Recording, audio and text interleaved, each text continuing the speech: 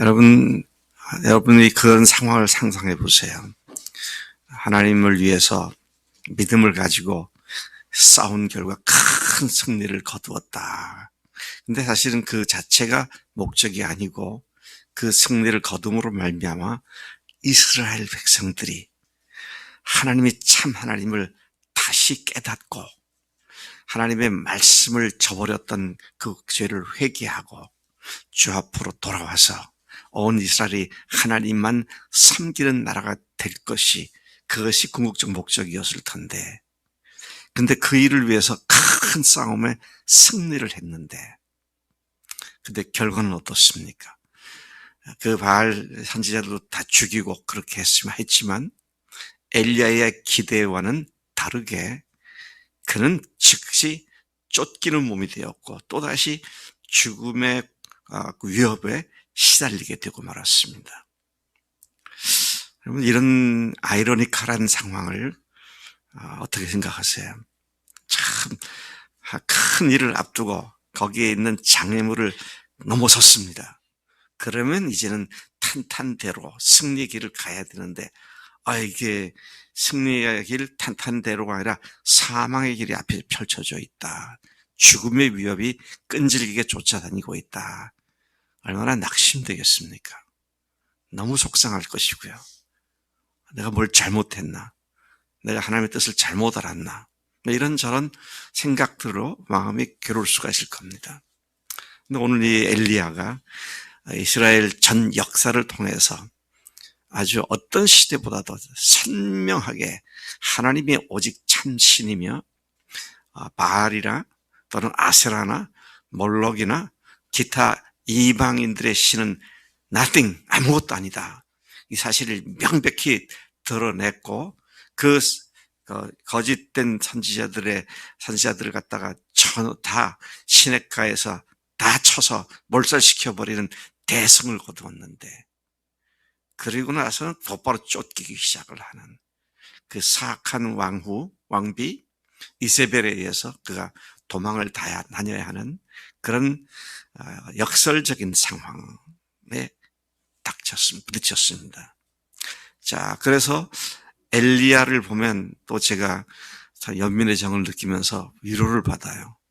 이런 하나님의 능력의 종이었던 그도 그만 도망을 쳐서 광야 한복판에 있는 로뎀나무라고 하는 나무 그늘 밑에 앉아가지고 헐떡거리다가 쓰러져서 그리고 잠들었을 때 천사가 나타나서 그를 흔들어 깨우고 일어나서 뭘 좀 먹어라.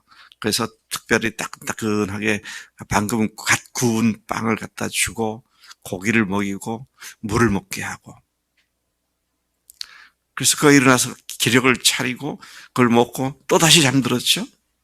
또다시 천사가 그를 깨워서 다시 똑같이 먹게 하는 이런 이야기가 오늘 본문에 나옵니다. 자, 그런데 오늘 여기서 보면은요, 엘리야가 뭐라고 얘기하냐면 여호와여, 됐습니다. 이젠 충분합니다. 저 죽여주세요. 너무 고통스럽습니다. 여호와야, 넉넉하니 지금 내 생명을 거두시옵소서. 내가 다른 조상들보다 뭐 나은 게 있다고 나를 들어서 쓰시느라고 이렇게 나를 갖다 힘들게 만드십니까? 차라리 죽여주세요. 얼마나 힘들었으면 이런 얘기를 했겠는가 하는 것을 생각합니다. 천하의 엘리야가 이렇게 두려움과 실망 가운데 초라한 나락으로 떨어져 보이는 그런 상황을 보죠.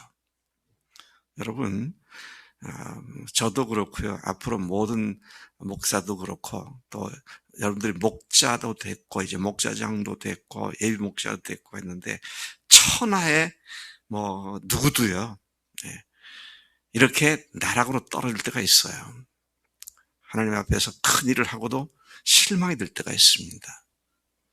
그러니까 제가 이 새벽 예배에 우리 배인의 자매가 걔한테 큰 힘이에요. 큰 힘이야. 그냥 특별히 아프지 않으면 매일 나오고 그거 혼자 안 나와. 꼭 두세 명 데리고 와요. 오늘은 에린이가 안 왔네. 다은이도 안 하고 아리미를 또 데려왔잖아요. 그게 기도의 불이 꺼지지 않게 굉장히 중요한 겁니다. 이제 목자장이나 목자님들도 마찬가지예요. 목원들이 격려해주고 그렇게 해야 또 힘이 납니다. 이런 것들을 우리가 생각한다면 여러분이 종종 여러분의 리더들에게 천사가 될 수 있어요. 격려하고 위로하고 다시 일으켜 세우는 그런 것들을 얘기하는 거죠. 그렇게 기력을 차린 엘리야가 호렙산으로 가서 그곳에서 하나님을 직접 만나게 됩니다. 그는 꼬박 밤낮 40일이죠.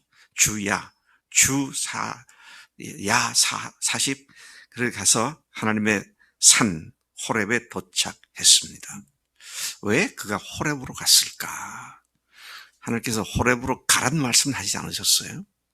근데 가만히 생각해 보니까 이스라엘과 하나님이 맺으신 언약을 맺으신 장소가 호렙산인데 그것을 백성들과 왕이 다 거부하고 거절하고 망가뜨렸기 때문에 아마 그 모세를 생각하며 그것을 가지 않았을까라는 추측을 하게 되는 것입니다.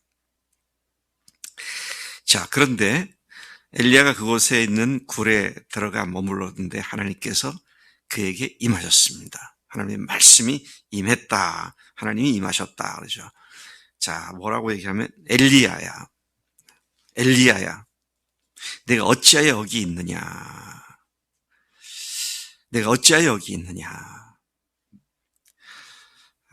참 놀라운 질문입니다. 저는 어제 말씀 묵상하다가 이 말씀 제 가슴에 확 박히더라고요. 네가 왜 이 지경이냐? 네가 왜 이렇게 있느냐? 이런 말씀으로 들리더라고요. 내가 어찌하여 여기 있느냐? 이 질문은 다른 말로 엘리야야, 너 지금 여기서 뭐 하고 있느냐 도대체? 이제 그런 의미로 이해가 됩니다. 그 질문에 대한 그의 대답은 한없이 약해지고 작아진 그의 모습을 잘 나타내주고 있습니다. 10절에 보면 그가 대답하되 내가 만군의 하나님 여호와께 열심히 유별한데 그 이유는 이렇게 하나님께 열심을 내고 각별하게 특심을 갚고 하는 것은 이스라엘 자손이 주의 언약을 버리고 주의 제단을 헐며 칼로 주의 선지자들을 죽였기 때문인데, 그래서 오직 나만 남았는데 이 사실을 생각하면 정말로 제가 견딜 수 없어 열심을 가지고 했는데, 근데 결과는 뭡니까? 하나님, 저희들이 나를 죽이려고 합니다. 내 생명을 찾고 있습니다. 내 생명을 찾아 빼앗으려고 합니다. 하나님은 엘리야에게 말씀하십니다. 너는 나가서 여호와 앞에서 산에 서라. 그리고 하나님께서 지나가시는데 거기에 놀라운 일들이 일어나죠. 산을 가르고 바위를 부수는 강한 바람이 불어왔습니다. 근데 하나님께서 서라고 하셨는데 그런 일이 있었지만 아무 말씀도 들리지 않았습니다. 그런가 하면 또 지진이 일어나죠. 천지가 진동을 한 지진이 일어나는 데서도 하나님은 아무 말씀하지 않으셨습니다. 또 맹렬히 타오르는 불 가운데에서도 하나님께서는 계시지 않았고, 이게 무슨 얘기입니까? 그는 이제 하나님 앞에 서면 하나님께서 강한 바람과 지진과 불로 이 악한 것들을 다 멸하고 새로운 종교 개혁을 통하여 이 나라를 새롭게 하지 않겠는가, 그런 기대를 갖고 있었을 것이 분명한데 아무 일도 일어나지 않고 세미한 소리 가운데 하나님이 계셨다 그랬습니다. 그 다음에 13절부터 18절까지에서도 하나님께서 또다시 말씀하십니다. 네가 어찌하여 여기 있느냐? 너 지금 이럴 때가 아닌데 지금 뭐하고 있느냐? 그런 말씀으로 다시 말씀하시죠. 엘리야는 그 절망의 장소가 그가 있을 곳이 아니었고, 그가 있던 곳은 단순한 굴이 아니라 절망의 장소였고 포기의 장소였고 회피의 장소였다라는 사실을 생각하게 되는 것입니다.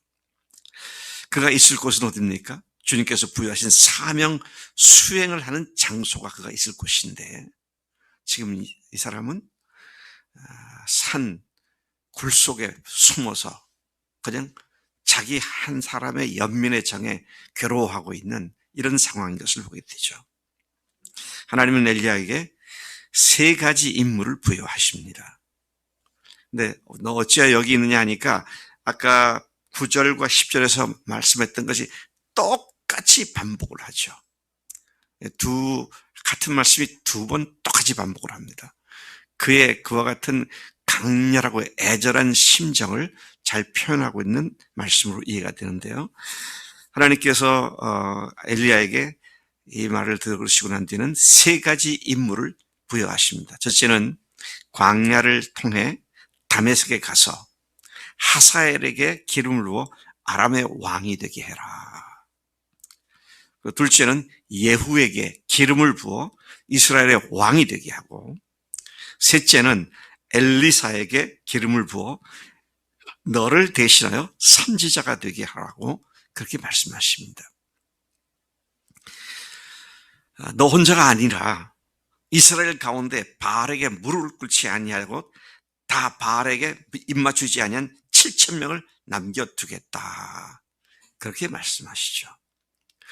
여러분, 강한 바람, 지진, 또 불 가운데 계시지 않고, 하나님은 그런 방법으로 하시지 않고, 또 두 왕을 세워서 하나님이 일을 하실 거라고, 그리고 엘리야를 통해서 일을 하실 거라고 말씀하시지만, 그런데 어떻습니까? 그들을 통해서가 아니다. 너는 너 혼자라고 하지만 7,000명이 있다. 조용하고 은밀하고 각자 있는 곳에서 하나님께 믿음의 정절을 지키는 7,000명을 남겨두겠다. 그렇게 말씀하시죠. 여러분, 오늘 우리가 하나님의 일을 할 때에 참 이제 목장 시작한 지가 얼마 안 됐는데 목자나 예비 목자들이 겪는 어려움이 많이 있을 겁니다. 앞으로도 많이 있을 거예요. 그 어려움은 다름이 아니고 목원들과의 싸움입니다.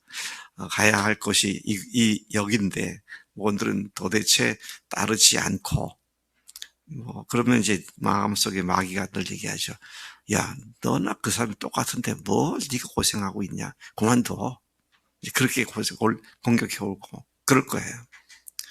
자, 그런데 주님께서는 그 목장 안에도 1명, 2명, 3명 심지가 견고한 사람들을 세우셔서 여러분들을 격려하시고 위로하시고 도전하실 줄로 믿습니다.